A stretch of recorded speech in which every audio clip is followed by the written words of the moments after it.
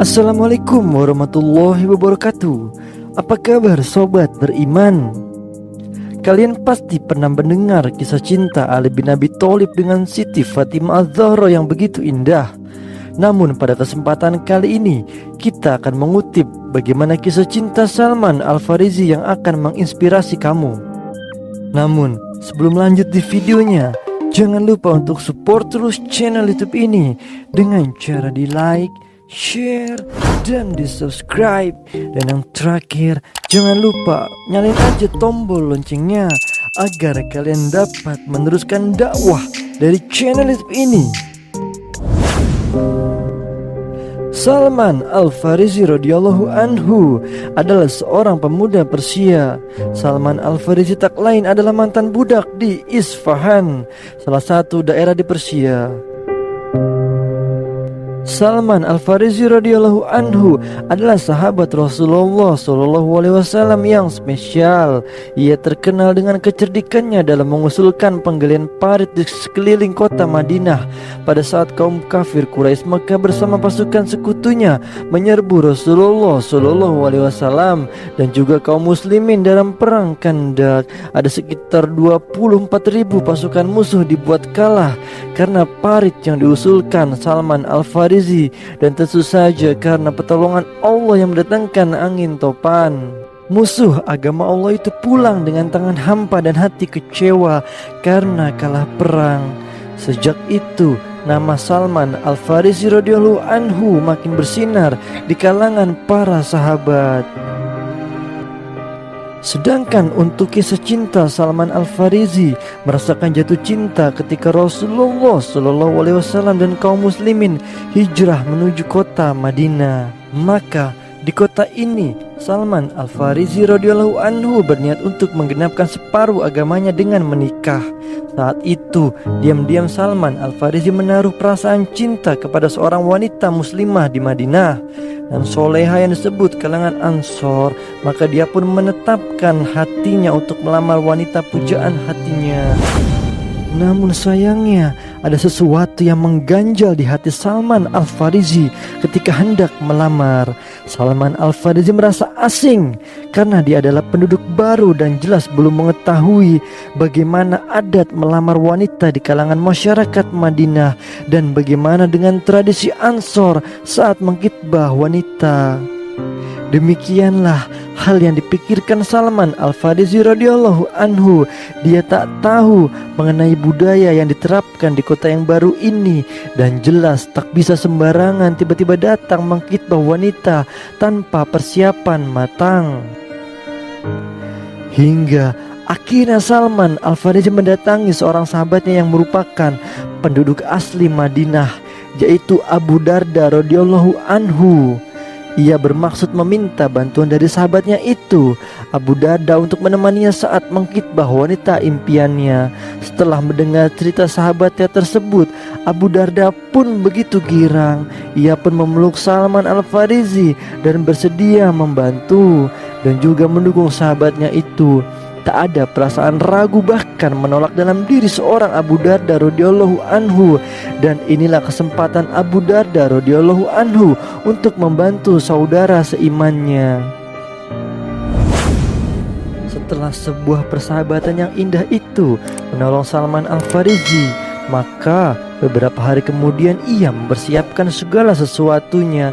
Salman Al-Farisi pun mendatangi rumah sang gadis dengan ditemani sahabatnya itu. Keduanya begitu merasa gembira selama perjalanan. Setiba di rumah wanita soleha tersebut, keduanya pun diterima dengan baik oleh sang tuan rumah yang tak lain adalah orang tua wanita Ansor yang dicintai oleh Salman Al-Farisi.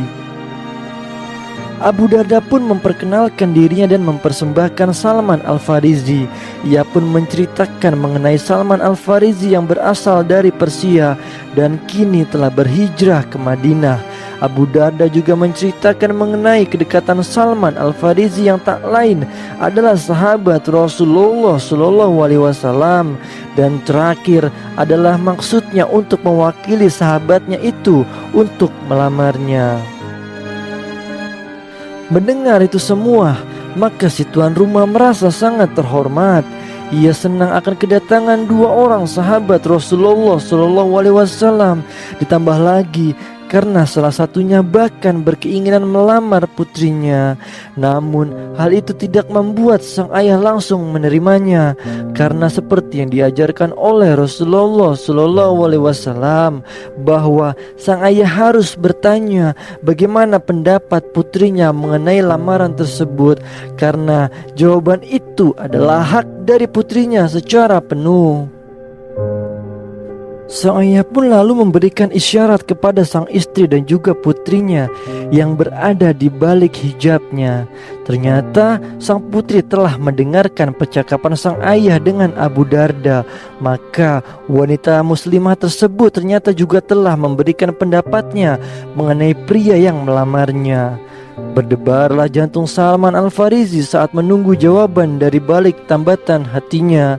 Tak hanya itu, Abu Darda pun menatap gelisah pada wajah ayah si gadis. Dan tak begitu lama, semua menjadi jelas ketika terdengar suara lembut keibuan sang bunda yang mewakili putrinya untuk menjawab pinangan Salman Al-Farisi.